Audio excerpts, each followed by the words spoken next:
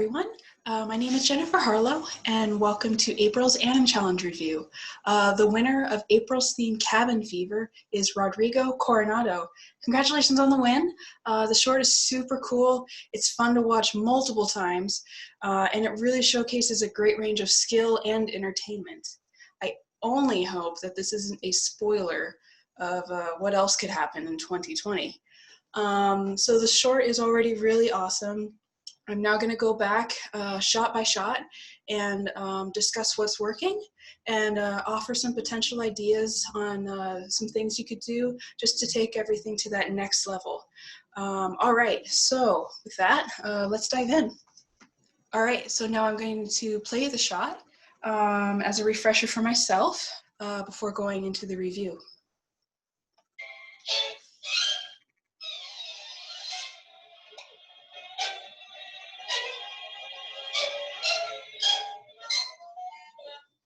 All right, so super fun. I'm gonna go ahead and mute this. In advance, I did go back and do some drawings already.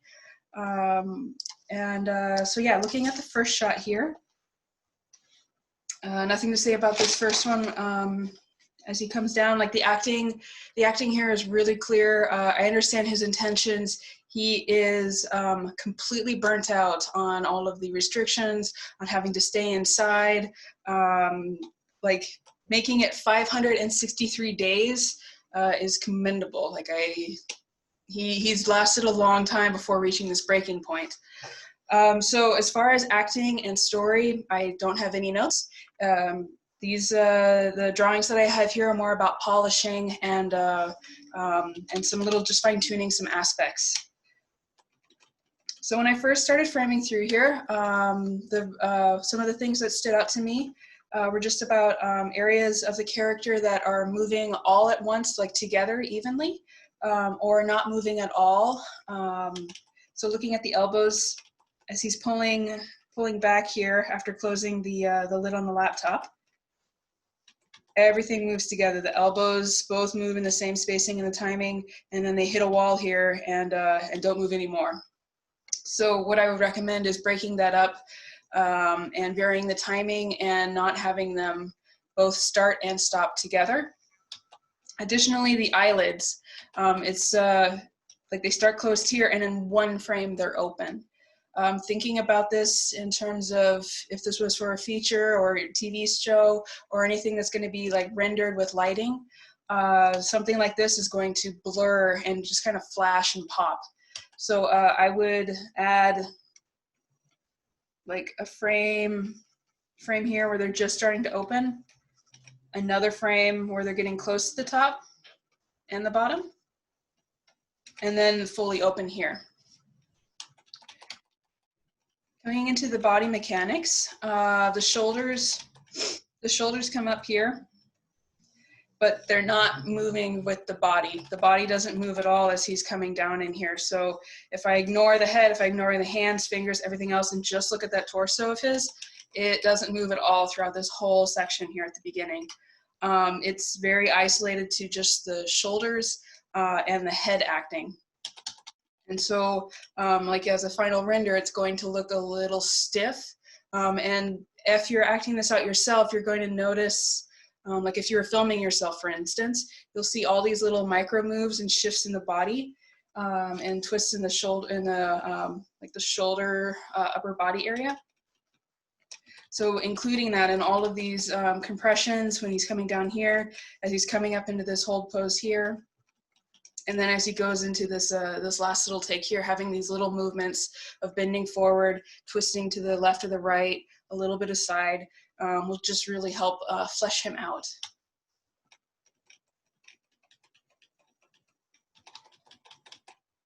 So then the other polish note is in regards to his wrists. As I was framing through this and watching each body action, they don't move with the body as he's leaning forward here. They remain completely stationary, which tells me this is like IK, and that's where it starts to pull someone out of the shot in terms of just looking at the performance and the story and noticing, like thinking about the making of this being a rig. So having like little areas where you feel, I'll do it with this hand, where you feel the wrist like come up, come down, twist to the side, because you have all this great detail on the fingers. You have all these really nice like squish and squash and stretch, separation of the finger joints as well. Now it's just putting that same amount of attention and care into that wrist. So everything feels together. So as he's coming forward here and back, you can do something like that. I'm acting broadly, but the subtle version of that. So then as he's coming up here, he's completely just ready to just burst at the seams. He has this little additional take as well where you just feel all that pent up anger and frustration as that rubber band of tension is just about ready to snap. The notes here are about his eye direction, and it'd be a little more appealing if he was a little, not looking directly into camera. My drawing here is a little on that line, but bringing them out of his lids here. So this one's really dug into his lower lid. It's hard to read. It's not quite connecting with the viewer. And then this one as well is looking in its own direction and really facing downwards. And it'll just help strengthen his emotional attitude by having the eyes come up a little bit more, and you feel that internal just frustration level building as he looks up here. There's a little bit, I'm not sure if this was like a lid twitch that was intended here, or if this is just a straight curve. I have a feeling that this just might be a loose movement, but obviously just to take that out, even if it is an eye twitch, I would just remove it entirely. It's a very short amount of time to have that read clearly. So I would keep it simpler and just take it out.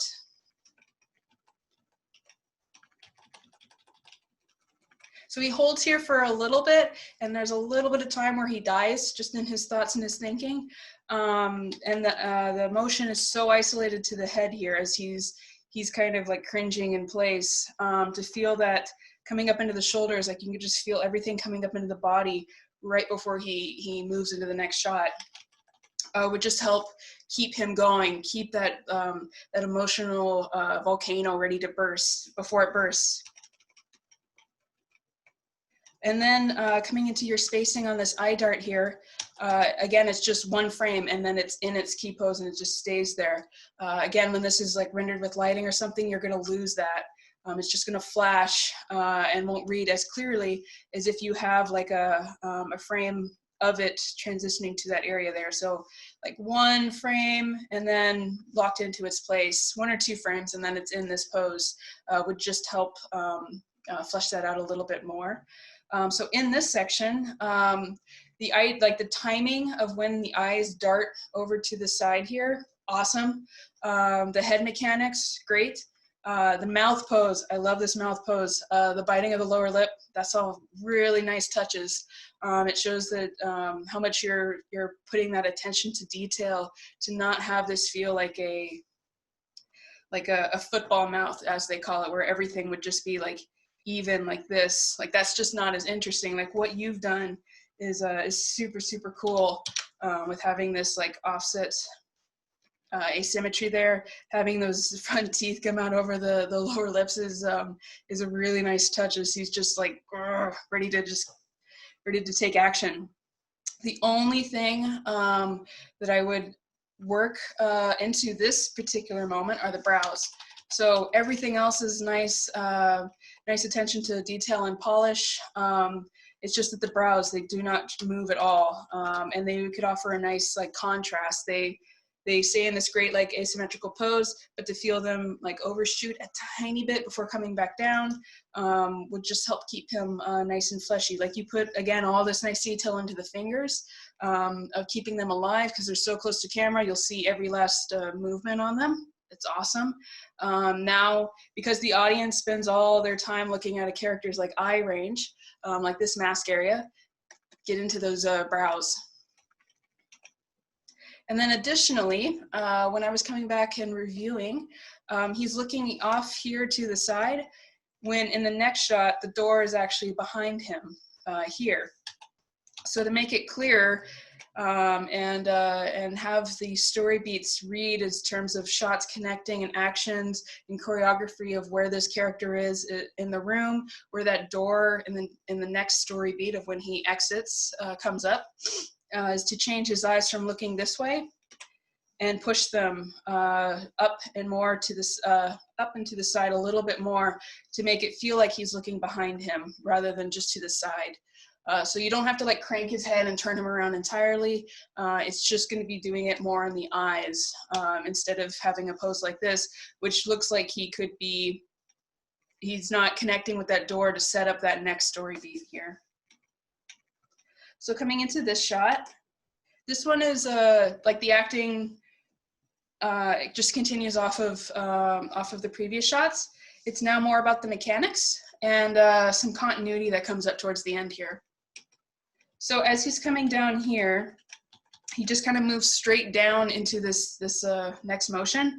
You have a lot of frames here at the beginning where he's kind of not committing to any one direction. He's just like, it's like 6 frames where he's just kind of hovering in place. That's an opportunity to add a little anticipation in the opposite direction of where he's going to go. So he is going to start moving, like his whole action is going that side of the screen. So you can use these first few frames of the shot to start moving him in this direction, just to get that extra little push before he moves out of the screen. So you can do that both in a little bit in the upper torso, like pushing his weight a little more over that table, bringing that head like a little more forward, even maybe a little bit up, just to give that a little more punch to what's next. And then additionally, you can close when these eyes, when these lids come together. So like here, they come together and then it's a little bit of time before he moves to the door. If you just delay that by like 3 frames, then you can have this like moving forward and then just blend it into the action of him exiting. So then as he's exiting, I've made some notes regarding the spacing on his left side. So both his arm and his left leg here have about the same amount of spacing. So I went ahead and I drew out the frames of traveling across, starting from this area to the end when he hits the door. So because everything is moving in a similar spacing for the first several frames, it starts to feel a little locked and stiff and not as organic. So the workaround to this is to pick either the leg or the arm to stay the same, like don't change the spacing, but then the other limb, push it. So either delay it a little bit or have it be ahead of the current timing. Anything just to break up that action so he doesn't feel like one locked unit as he's going across the screen. Like to have things like start and stop together will just help him feel nice and fleshy. So as I move across here, you can kind of see like all of this spacing has the same motion to it, even the head as well. So you can go and drag that just a little bit more on that exit so that he's doing that kind of move across the room. Because you do this great drag on the hand, right? Like look at how it has really tight and close spacing here at the beginning compared to this hand, like that upper, like that change up, it's awesome. So continue that same idea on both the head and these legs here so that there's that nice just starting and stopping of all the different parts of him. So then getting into the mechanics as he's starting to leave this chair, it is a really fast, like here, I'll hide the drawings and I'll play just the shot of this little section here. It is a really, like you're fighting not a lot of frames and a lot of screen space or a lot of ground distance to cover of this room. And you do it in a very clever, like cartoony style way, which is fun. Like as he just zips across the room there. It's just all one big flowing action. And that is very smart and effective. Within that though, you don't have to get into like a heightened realistic like steps and showcasing each footfall. But there are some areas where you can push that weight and have it feel a little more heavy as he's carrying his weight from that chair to that floor to push off and into the door.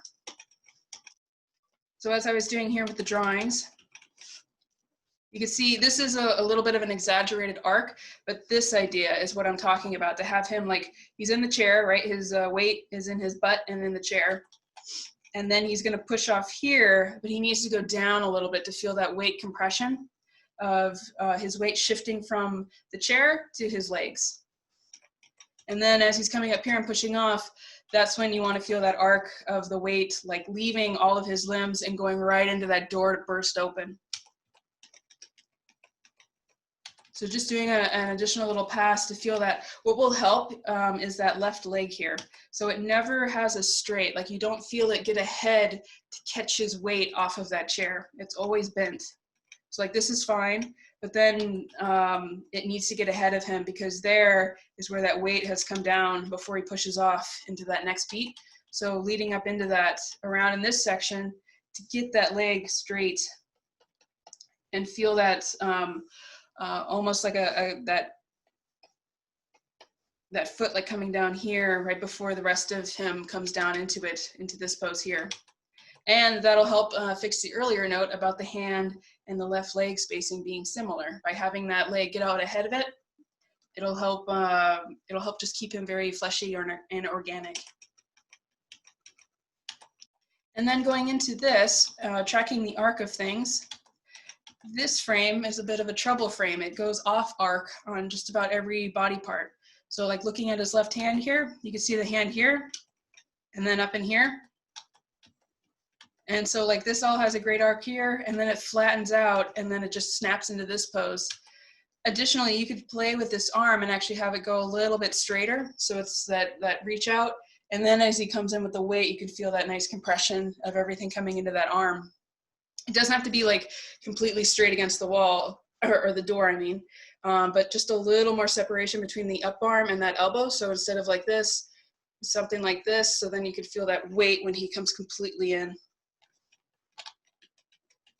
And then like this head isn't contributing to reading him as well. Like this head pose, awesome. I love the expression. It's super, super clear. I go into the rest of this pose in just a second, but you can start to work into this, because like this pose is fine for the head, but here is where you can start to pull it a little more to camera and then smack him into that. This hand as well, the right hand, it pops into this pose. Going from here, it's all similar hand shape, similar arc, an angle to it. It has a nice drag to the rest of the action. So all that's great. It's just on this one frame. So going from this pose to this pose is to start bringing that arm into that next motion there, because it just pops right into there. So yes, this pose, it's awesome. I love the squash that you have going up in here, just all of his weight being thrown into the door, this great line of action carrying from the top of his head through his torso all the way down that leg. The one thing, and this drawing here is a little bit of a spoiler, is continuity. So currently on this frame, he's got his right leg up and bent. When I go to the next shot, the leg actually flops. So now it's the left leg that is all bent and curled. So when you watch this through, you don't notice it, but I'll tell you, we frame by frame a lot on projects, and continuity will be flagged. Even things that are moving just over one frame or something between shots, a lot of attention and care goes into that just to make sure everything hooks up seamlessly. Like, for instance, if this were multiple animators working on this project, there would be a discussion on leg positions. I know like what you're doing is crafting very appealing poses, like this pose, awesome. This pose, really, really fun, really, really awesome. But for the sake of the motion, for the hookups, for those elements, that's where I would either pick this shot or this shot to change, and have the leg be consistent across those shots. So what you would do for solutions is use this area here, that instead of having this leg come across and take the weight here, keep it off the ground and use this leg to kind of push him back. Or you can keep his legs up in the chair, the whole little spin around, and then kind of push off together. Push off the ground at once, and then get that left leg of his to bend, to be in a similar pose like this. I I'm sure you could do a much nicer job than my little doodle here. Or you can come into this shot and swap the legs out and actually basically reverse this action here, like leave upper body and the cog and everything else like as is. You don't have to change any of that because he snaps into it, the settling pose quickly. It's just about the leading, which leg is leading, which one's the first to arrive, which one's the last to arrive. So by flopping this and having this right leg up, and then having it start to plant and land sooner, whereas this leg is dragging behind and then comes up. So it does something like this, right? Where this right leg is already planted on the ground or ready to take the weight.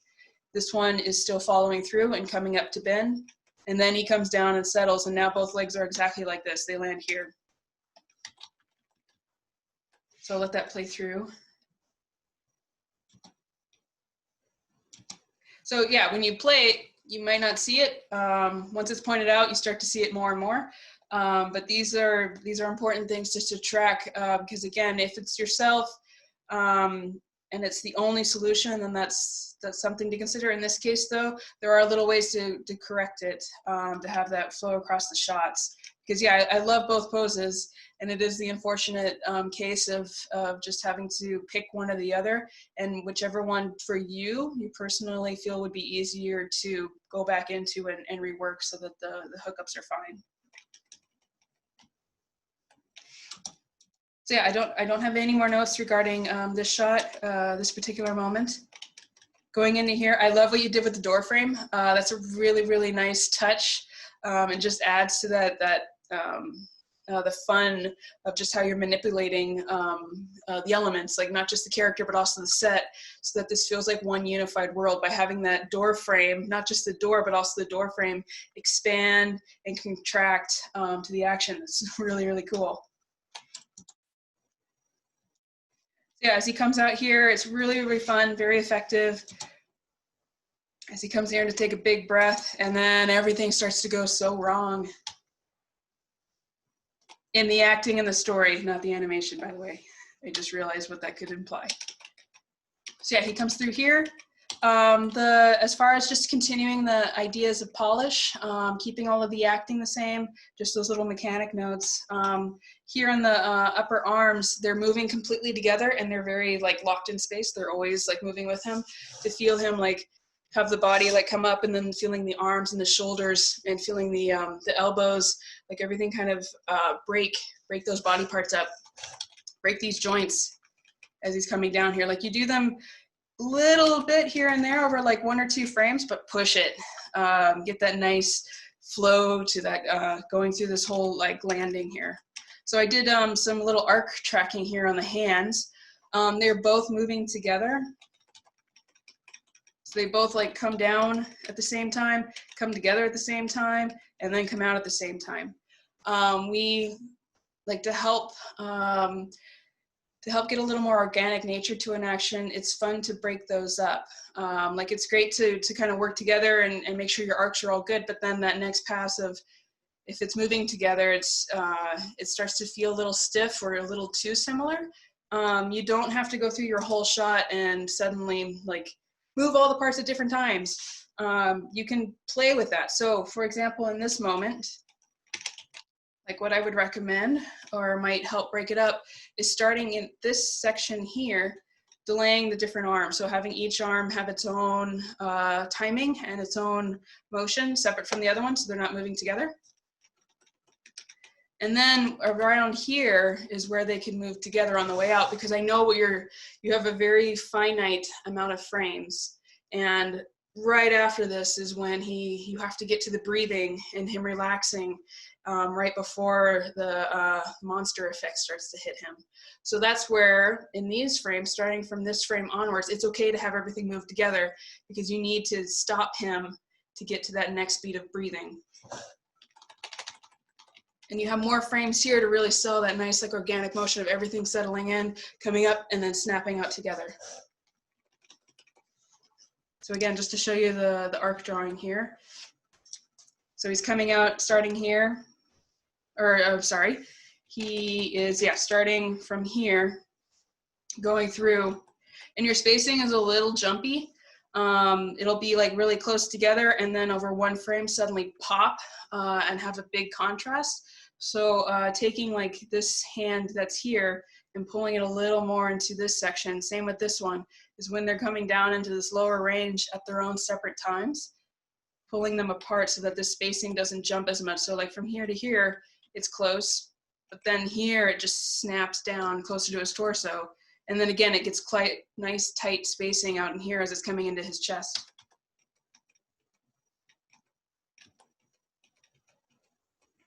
But the rest of the time, like this final pose that he hits here as he's breathing in, it's really nice. Like the little subtle details that you have on the fingers and the hands, the little angle changes on the hands is really, really cool. Very, very thoughtful and well planned.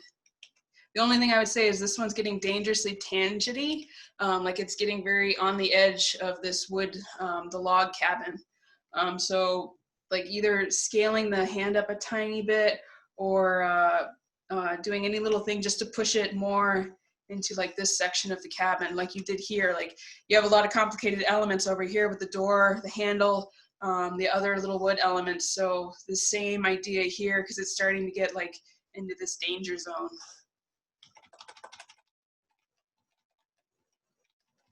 So then coming up into the head and the face, you change the character's attitude changes during the movement, which means that the audience doesn't have necessarily the time to read.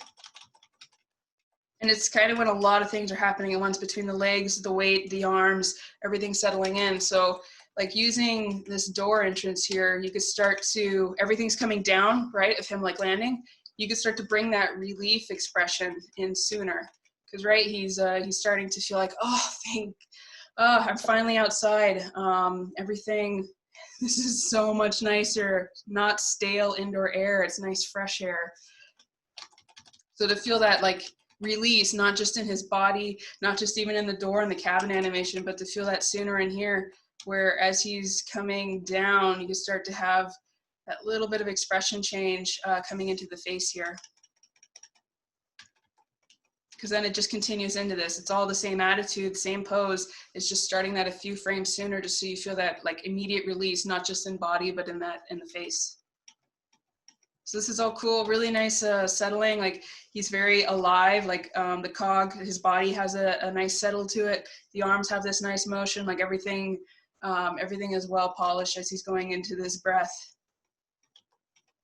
Like as I was pointing out here, like purple and white notes are just extra little bonuses, little pluses. So yeah, many great things in this moment here. The body settle, like the shoulders, arms, everything has a nice detail to it.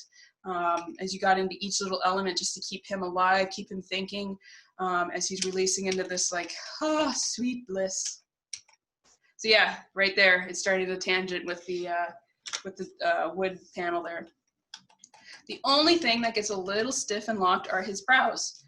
So as I said earlier in the previous shots, it's just to be careful whenever they like you do little changes and then they just stay locked there. So as he's coming into the Z to inhale, you can just keep pushing those brows down and just feel that like that thought process. Even though his eyes are closed, you can continue to use those brows to keep him alive and thinking and keeping that relief flooding through him. And then this is fantastic, super cool. Everything starts to bubble. Everything's nice and still here so that everyone's eye goes right to that infamous arm that's starting to change. I love this expression. It's a really beautifully posed. Again, great mouth pose, great eye poses, great brows. It reads immediately on the beat. It does change in one frame. And everything moves together and stops, but you do continue the brows just a little bit on that extra hang time. So I would recommend just one frame beginning to open the eyes just a teeny tiny bit, just seeing the slivers of the whites of the eyes before snapping into this. And then here, everything moves at once. So as a viewer, I'm not too sure where to look. Like earlier, I knew right where to look. I knew to look at that hand. his face pops open to that awesome expression. So now my eye is right to his face. But then here, everything's moving almost in the same amount of spacing and the same range of motion. So it becomes a little hard to read. And it's just a matter of delaying your elements here. So because we've been looking at his great face, I would keep it in the eyes first. So you see the eyes dart going from this pose down to that hand of like, whoa, what was that? But holding that arm, this hand a little bit longer in its previous pose, holding this body motion just 1 or 2 frames later will just help direct the viewer's eye and control that story of reading like, sweet relief. The arm starts bubbling, everything's going wrong. Him now realizing that everything's going wrong, feeling it and checking it for himself before moving into like confirming that this is his hand. So going into this motion here, the body like locks completely. Like I can frame through this whole section here and it doesn't really move a whole lot anymore. Like you did this really, really well here, right? When he comes out of the door and settles into this pose. And starting right in here, it then just gets very stiff and solid. And it's a giant, giant chunk of him that's not moving as much. So adding the, again, just not broad, just subtle little movements of feeling that settle of him coming up to look at his hand, just to have that all tie in and feel connected. We'll just give it that extra little plus. And then not the character, but the camera. So I have a quick note here of the camera. It's all good on the cuts and everything. And then starting here, it does a very quick, just a couple of frames, and it just immediately stops. It just it catches your eye a tiny bit to have the camera come to such an abrupt stop. That would be incredibly hard to control if you were filming this yourself. Humans are not perfect. Being able to just stop on a dime is not to our control. So this is where a camera would start to feel like it is in Maya, feel like it is CG. And so it doesn't have to be this crazy like bouncing, overlapping camera that would kill all clarity in your shot. Certainly don't want that. Just a couple extra frames of just easing into that final pose. So it's feeling that ease out of that action will just help it feel a little more alive. And just adding to the kind of growing tension that's going on in the moment here as everything's starting to spiral out of control. So then coming back to the character, like the hand coming up here is really, really cool. I love how you've morphed into this monster hand or beast hand as he's going into it. And again, you do a nice focusing all the attention on the hand coming up here so the audience can read it while the character is digesting what is happening. But as it arrives here, the eye direction is a little off. It's currently looking like he's looking at his wrist, which isn't as interesting as the palm of his hand. Like when you're gonna look at your hand, you generally don't look at your palm or at your wrist. You look a little higher up, right, at the fingers that have now changed in this monster thing. So I just did a quick little drawing just to show, like, if you just take the eyes and just shift them up a little bit more, just to see them clearly looking at this center point, at his palm. It'll also just be a clearer read because, again, the eyes aren't as buried in those lower lids.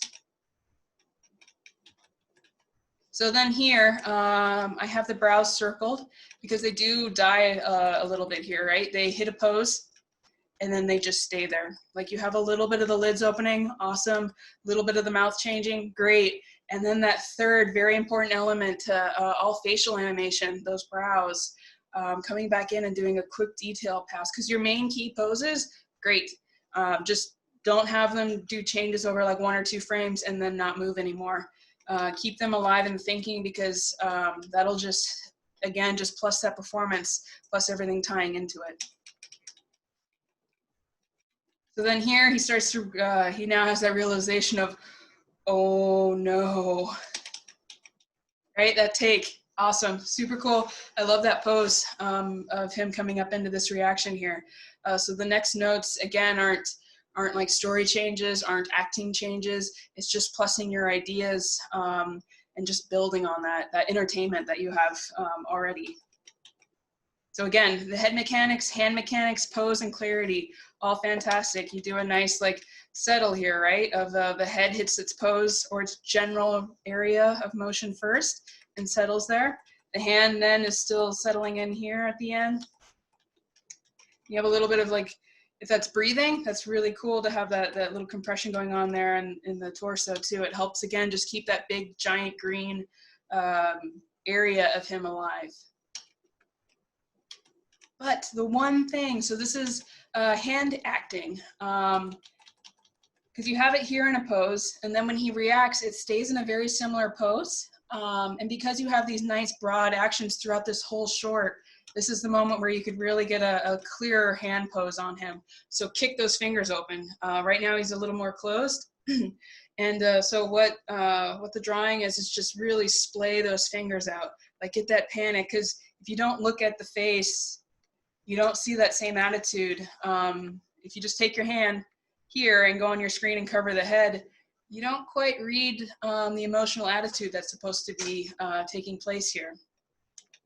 When you do the drawing and repose the hand to have that like panicked finger pose, it'll just help clarify things. So then when you see it all together, both the face, the body, and the hand are all on that same panic level intention. Additionally, if you want to go a little fancier on the head, right, it rotates and nod, like it rotates just back. You could have a little bit of a side, tiny bit. I did way too much there.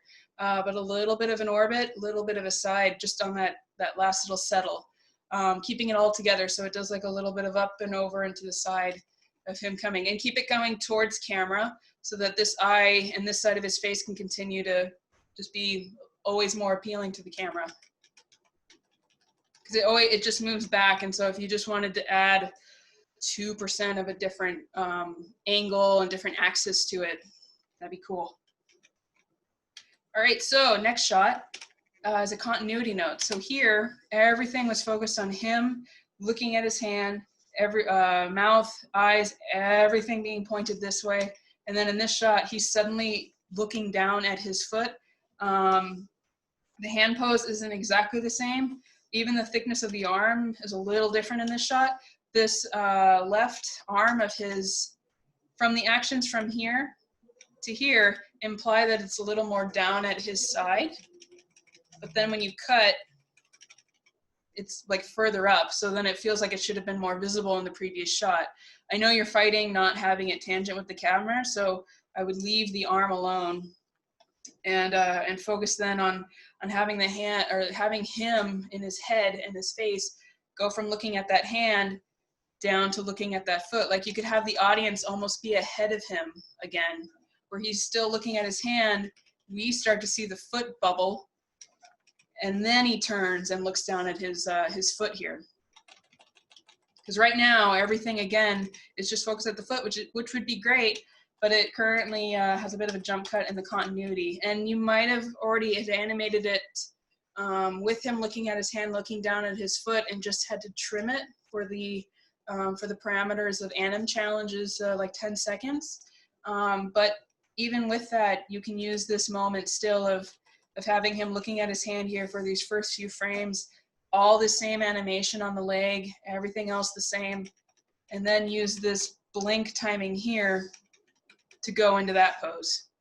Like this facial pose is super appealing, super cute, definitely gets a laugh every time I look at it. It's just connecting those shots again, because when you jump around a little bit in the poses, the audience starts to get a little confused as to what just happened. And this being such a complex idea over such a short amount of time, it's very important that every frame is flowing in and out of each other. So that was the main note on this shot. The other thing is the pose. So currently, he's got this kind of twisted torso going on. Like you start a nice line of action here in the head, and this great angle, like I love this camera angle to really accentuate like where we're supposed to look is at this foot as the effects start to hit him. But the element that's kind of drawing your eye away and not contributing to that flow is in the waist here. Like you have this kind of crunchy, this compression here versus this straight, but then everything's kind of rotated away. So see how the twists in the hips here are pointed more in this direction, and it's kind of contributing to this little kind of kink in the line of action going down to that leg of his. But again, like the morph animation is super, super cool. I love how noodly it gets before it morphs into monster leg. Camera angle is really nice, nice and dynamic. It adds, it just keeps adding to that nice like horror movie like feel to it, of just these dramatic like angles of it like cutting to these different perspectives of him. So again, the only main thing then is coming back into this pose and helping get this flow to keep going down to that foot. So take those hips of his and twist them so that everything just continues to flow down. And then additionally, this hand feels a little broken in terms of just how, see, I can't quite do it, how bent the wrist is. You'll need to continue that kind of splayed fingers and just untwist that wrist just a little bit more, just to, again, just have a smooth flow going down from this limb, flow from here, and then coming down the head as everything's coming down right to where we're supposed to be looking here, down at that foot of his. So yeah, super, super cool. I love that. I'm not sure if this is just more because technically it might be harder to do. I don't know quite how you're doing the morphing and how that's attached to the main like character controls, but you have all these little additional movements, this nice keep alive going on in like the arms, the head, like moving and adjusting to him looking down, to him reacting, to the effect of his leg changing. And again, the one element that misses out is that torso of his. It just stays locked in place. Like as I kind of frame through here a couple of times, it's just completely stuck in this one space. So because the leg is changing, you could play with having the weight of him shift a tiny bit, like 5% over onto his right leg, just to keep it alive. As the leg pops open, he could just poof, shift over just a teeny tiny bit. And then this shot as well has a continuity note. He has this expression on him, and then he comes in here, and already the teeth are visible, the monster teeth, which weren't visible in the previous shot. His eyes are closed. And don't worry about the arms. I believe that it's just tight enough, like the camera's close enough on him that the arms are just off screen. But again, like he's got the open eyes here, closed eyes here, and then goes into a reaction on these super cool teeth elements that I didn't get to see like occur. They're already popped up and at their full scale in his mouth. And again, it's just a story element that as an audience member, I started to be like, oh wait, what just happened here? I thought I was looking at his foot, and now suddenly his teeth are visible. And I almost had to stop and go back to confirm, like, those didn't appear sooner. Like, I didn't miss it. It's just, it's already happened, almost like off screen kind of thing. So to help with the story clarity, I would keep his mouth closed, just like it did in the shot before.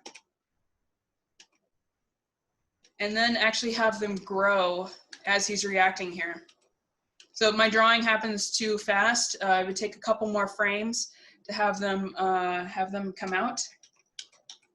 But then by about frame 157 of the shot, that's when the bottom, just the bottom teeth, you can leave these guys alone. It's just these massive canines or incisors, having them like scale out just a little bit later. Because then it'll be a really fun take to have him be a little more connected to then feeling these teeth grow out of his face. Because everything you're doing here in the eyes is super, super cool, really, really fun. It's just, again, helping the audience follow along to the actions and going from, you know, like first the arm changes, then the leg changes. Now his facial features are changing, which is horrifying. And yeah, I love the little drags that you do in the jaw here to feel him nice and fleshy. Like, it's a great attention to the facial details. In terms of the eye directions, I think you can push it a little bit more of him looking down at his mouth. Right now they feel like he's, instead of looking like down here at his nose and having this like feel to him, they look a little more like he's looking further out in front of his face, like it's happened probably a foot in front of him, instead of like, my teeth. So just pushing, I did this rough drawing here of just pushing them a little more down into his skull and his eye sockets and the lids there, but not changing anything else. Just taking his eye controls and pushing them down a bit. And you might be able to anticipate the next note would be coming back into his brows. You have all these nice like elements here, and they do start out nice and squashed, but then they reach this pose and they stay there. Like you could have a little element where he has like that nice offset in the asymmetry in his brows. You can have them start up or like start compressed, open up, overshoot, and then come down over like a couple of frames. Just to, again, keep everything nice and fleshy, like you show those kinds of details in the lower half of his face here, like all of that, that's fantastic. Now it's just about getting into those brows and having that, like as the mouth is opening, the upper face can then stretch as well and then settle down. So then to help with the continuity, I have the note here of just kind of delaying the rest of this animation just to kind of help connect from this shot to this shot, and also to allow time for the audience to see the teeth pop and appear, and then having him go like, ah, like freak out.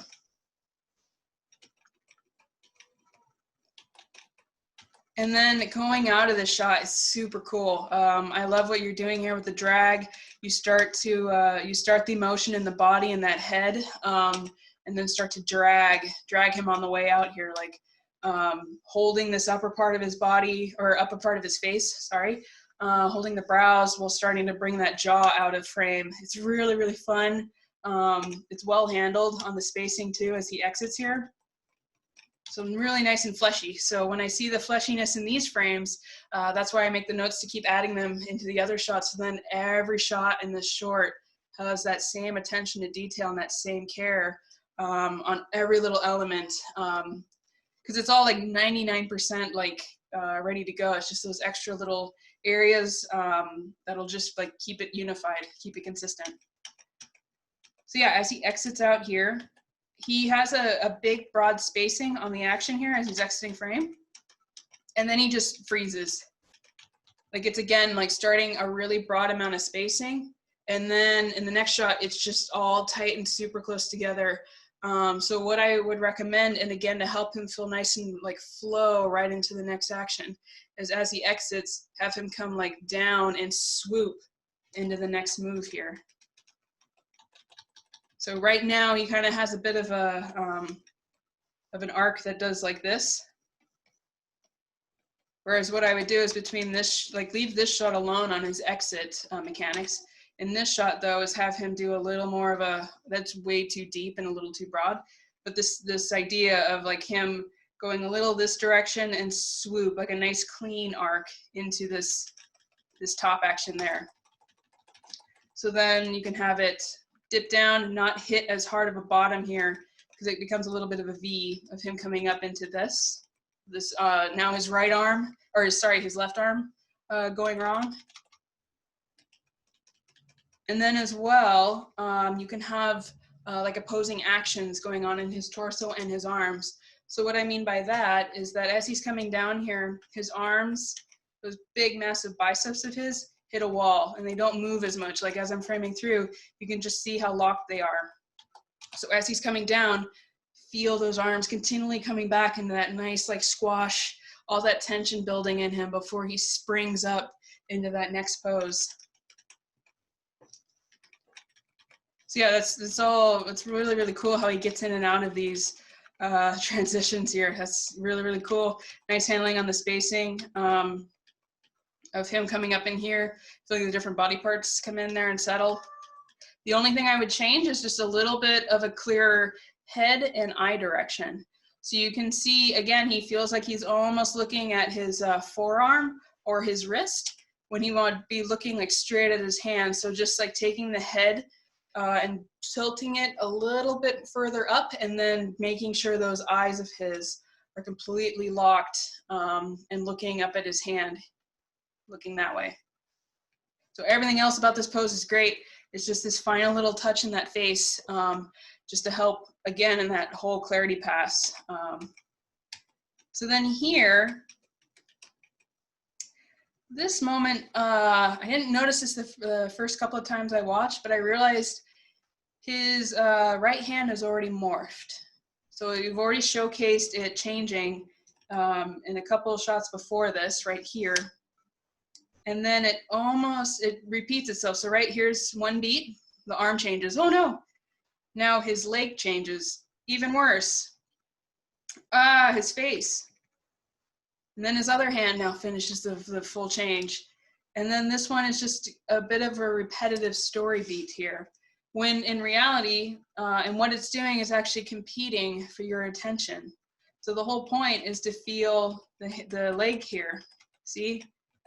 It's changed. Like I missed the leg the first couple of times I watched this. I didn't read that it was morphing, that his normal right leg was now changing, because everything is pointed. His eyes, the whole line of action going from this foot to his right, up to his right hand, are all pointed here to something that doesn't add to the story. Like it's not like he's changing colors, or the hand's getting worse, or nails are growing, or a wing or something like that's coming out of him to warrant this kind of being pulled in this direction of the screen.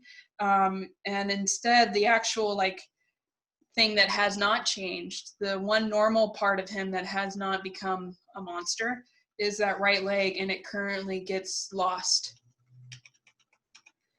But at the same time, like this, we've seen how you've done this morph now a couple of times. It has a little bit of a pattern to it, and it's super cool. It's timed to the music as well, very nicely. But what I might recommend, and again, you can take it or leave it. It's not mandatory or anything like that. You could use these frames to help out in all of these earlier sections. So by removing this beat entirely, so he still does this for sure, and he still comes down into here for sure.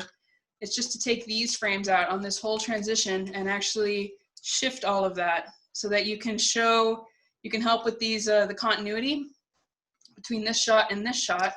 And I think it's about like 8 frames, even like 10 frames, that could then be put right into this close-up shot to really show your facial acting, the super like disturbing, like his whole face morphing and the teeth like popping out of his face. And it'll just really help pump up this really fun, already really cool shot, and give it this justice of just being able to read every last element.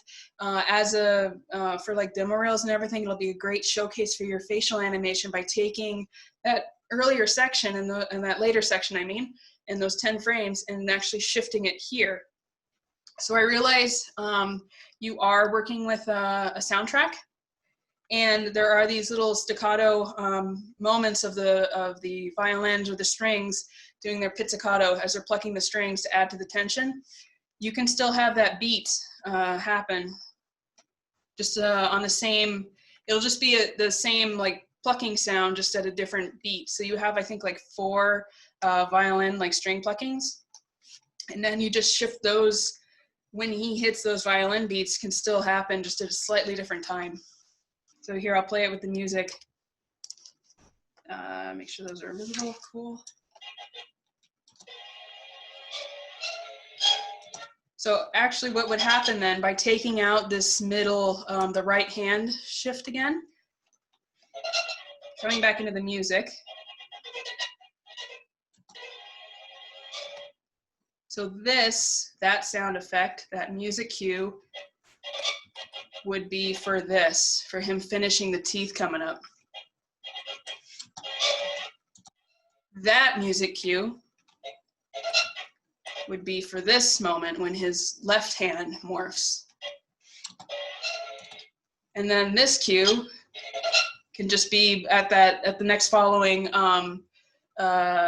musical beat there. Because I know, like, if you watch this mute, you could start going crazy on like adjusting things and changing the timing.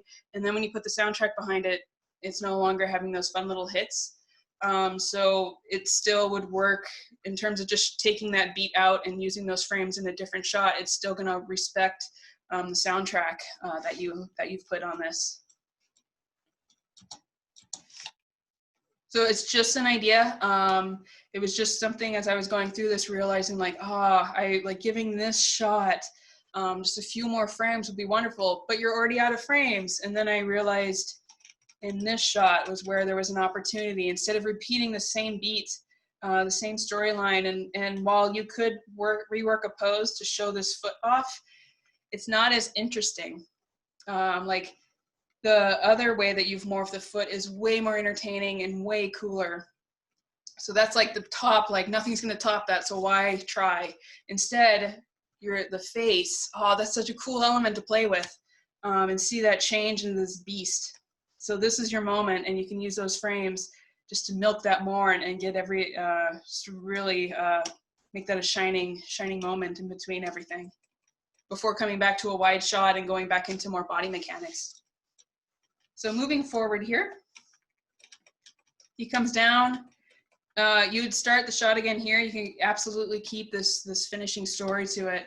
He would just go from here, come down, like you keep this pose, and then this pose would be removed, and he would just go right into curling his arms around his body here, and then snapping up into this awesome moment of this full like transformation complete.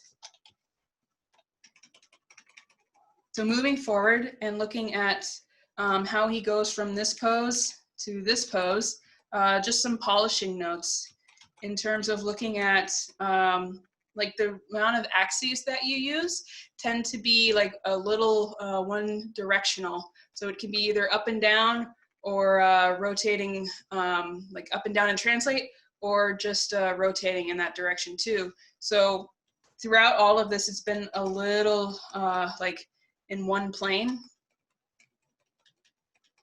Like it would be just a potential like cool idea is to then have him just twist a little bit, like feel, you don't have to like spin him 360 or do like some exorcist thing. Just like feel him come down and then either go maybe more to the left of him like bending forward and then coming out into that full spring up here. It'll make the arc a little more interesting and help add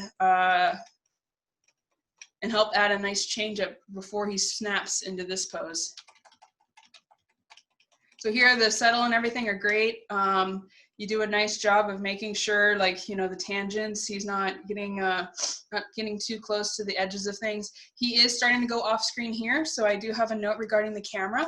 You have the camera start to move right in here, and it's just like no motion and then all the motion at once. So as I said earlier, if you were filming this yourself, you're going to start that action just a little bit sooner. So, and that'll help you because, right, he springs up here and at the moment the camera hasn't done anything. It's all on him, which is great because it is complex and you don't want to have a complex camera and a complex motion. Then everything's complex, you don't know where to look. And then as an audience, we just kind of ask, what just happened? So instead what you can do is as he's coming up into this motion and arrives, you can have the camera do a little bit of a like anticipation or a little bit of a tilt following him up. And then it can move in just a little bit sooner so that it doesn't feel like he's dropping and the camera's moving, everything's happening at once kind of thing. So yeah, he comes up here. I love this pose. It's great showcasing how out of control of his own body that he is. So again, many awesome things in this section. As he's coming up here, the body has a nice motion to it, arms have a nice motion.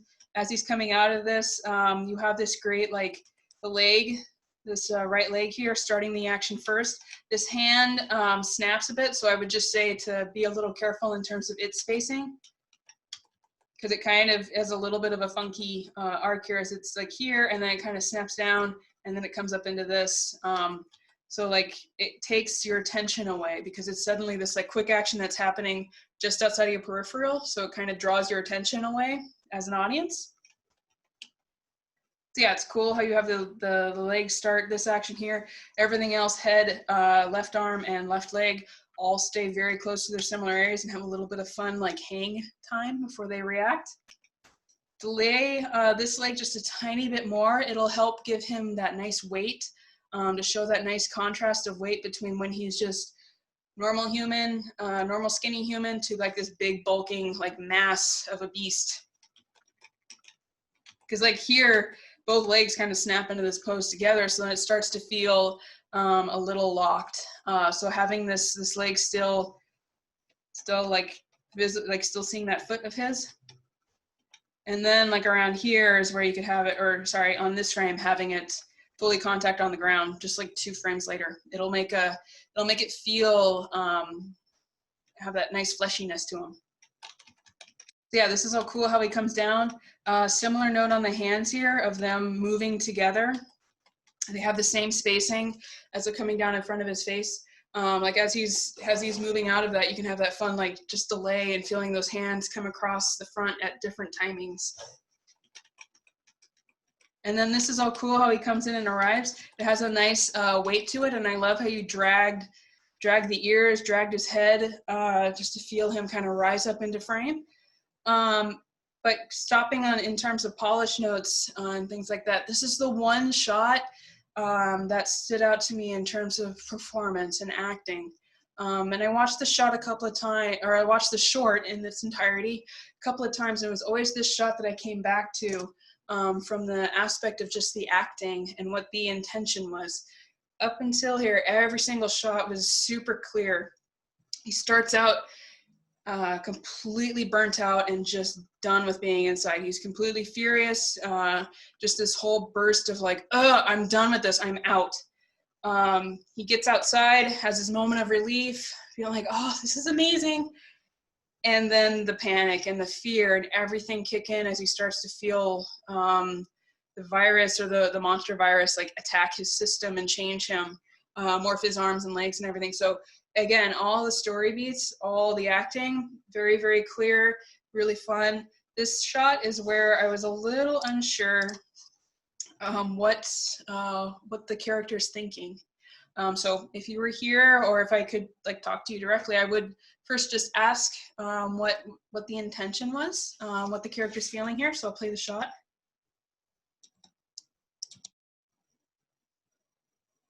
So at the moment, what I'm asking myself here is if he regrets his actions. Is he scared? He is sad. And what I love about all of this is that it's a whole different idea than how someone else might approach this whole idea. Like when you have a character morph into a monster, usually it's followed up by like roaring into the camera and just the brute like animal like taking over him kind of thing. What I love about this is that physically he's changed into this big burly beast, but that hasn't actually changed his like humanity. Like his internal self is still him. So even though he was all angry and like raging at the beginning, he's now calmed down here and still is thinking of himself, still has his heart, his soul, like everything internal is still very much him. And I really, really love that. It's a nice change. It's not something that the audience would naturally expect.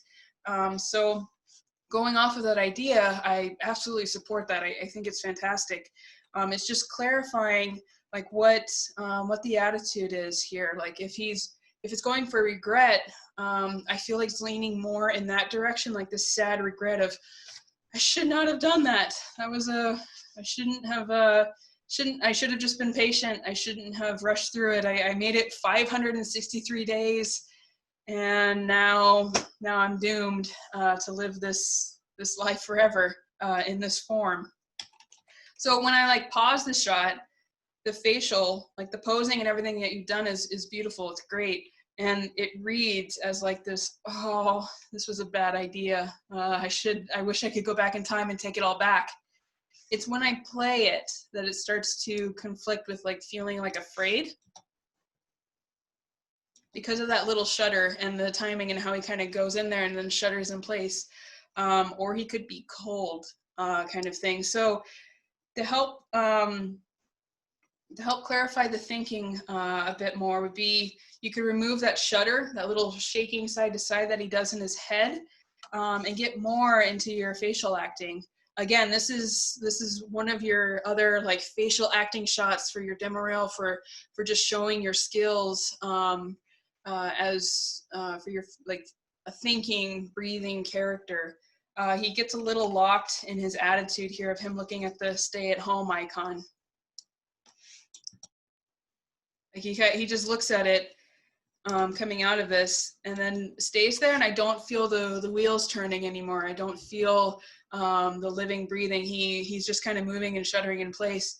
And it's not as interesting as everything that you've done leading up to this shot. So this was the one shot where I felt like it needed a little more work on its foundation before going into like polishy kind of details here.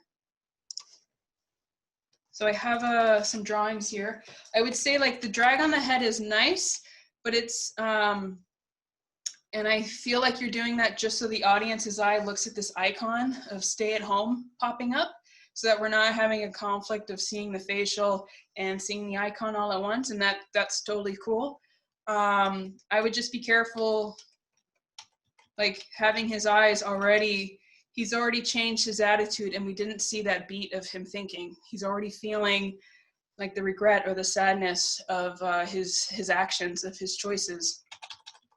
So what I would recommend doing is keep him down, keep his eyes down, like that eye direction, keep him still processing of like, oh, this is so bad. Then his eyes can dart as he's finishing settling up here. Then his eyes can go from looking down to coming up and looking at that that little icon there. And then you can go into like that little compression that you have, but again, not having that shudder, just having him kind of sink into this defeated like, oh, this is horrible.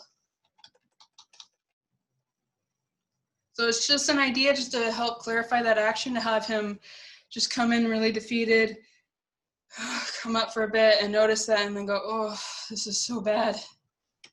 I should have stayed inside. And then in terms of just the mechanics, he's again feeling a little locked, like all of the motion that you have are isolated to his head and his shoulders. So you have this great this great weight of him coming up here, this nice squash and stretch going on in the body. But then it just kind of stays there. Like when you look at the top of his head up here where I drew this little line, and then I just kind of frame through it, he just kind of stays in that plane. You don't feel like those little translating shifts or those little rotations going on. Like in this instance, you can either have him go a little higher to get out of this doorway, or go a little, or sink a little lower in the translate of the cog. So you again feel this giant green shape of his moving in the 3D space, in the screen space. Additionally, the shoulders, they get a little, like they come up and down here, but in the exact same time. So they're completely like twinning together on them coming up and down. And you can do this like one comes up, the other one finishes coming up, and then they could sync together, or offsetting them on the way up and on the way down. Again, this big, massive, bulking shape of a figure. You'll really see elements that are moving too similar together. So just like 2 or 3 frame offsets will just kind of help give him, like I'm exaggerating just a tiny bit, but just having this like offset and the settle of him in these little motions in between. But again, like this pose itself, just again to talk about all the awesome things going on. I love the asymmetry. Like I love the flow going on through the face here, how the teeth have this nice, like, it's very, it's very risky having that bottom tooth of his in this area. It could have tangented, like started to cross over to that corner of his eye. You've got that deeply pushed down brow, but you've posed it very carefully so that it doesn't start fighting with all of that stuff. But I love the pushed in brows, having this nice shape going on across in there. Everything being directed at the stay at home line there, but then having these nice areas that kind of work asymmetrical to that, but again, all complementing, and again, just this whole flow from the skull through that big jaw of his down into his body. It's very nice. And again, the little angle changes here and there throughout his little facial features are really nice touches.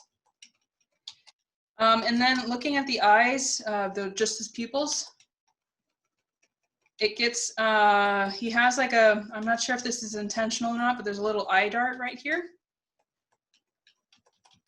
So to really commit to that idea right now, it feels as if it's either a straight curve, or just the controls being a little, having some stray motion on them, or it could be an eye dart. And so because it's in between, it's hard to tell. So go in there and make it like an intentional like eye dart, which you definitely need. It's a lot of frames in this section, and you want to keep him alive and breathing, and definitely inside of his golden pose, and thinking within that by using those eye darts to have these little micro movements of him continuing to process this very tragic moment in his life.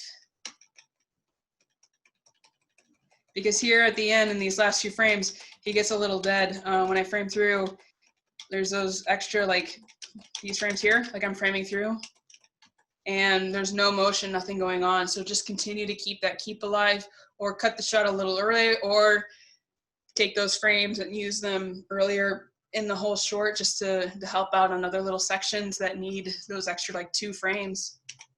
In this case, I would just kind of keep him alive by having those little eye darts, keeping that body weight shifting, the head drift going on that last little section here.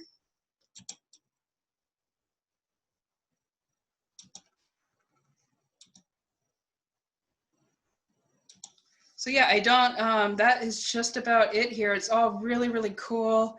And the notes are really just kind of, really are about suggestions and just being careful about the continuity, seeing if there's ways to play up the variety of the story beats going on with the different morphing, and being careful of repetition. Hopefully that all makes sense and is helpful. Congratulations again, Rodrigo. It is really, really cool. There's so many elements to like appreciate and just absolutely love about the shot. Yeah, these notes were just to continue, just things to think about, to continue to push an already solid shot. It's already such an awesome idea and just a stellar level of execution, both technically and artistically. So yeah, that's about it for the review. Finally, I just want to thank AnimChallenge for inviting me to be April's guest, and a special thank you to everyone who participates in any of these challenges, not just April's, but all of them. It's always just such a great like monthly dose of anim inspiration. With that, I hope everyone continues to stay safe and healthy. All the best, and happy animating.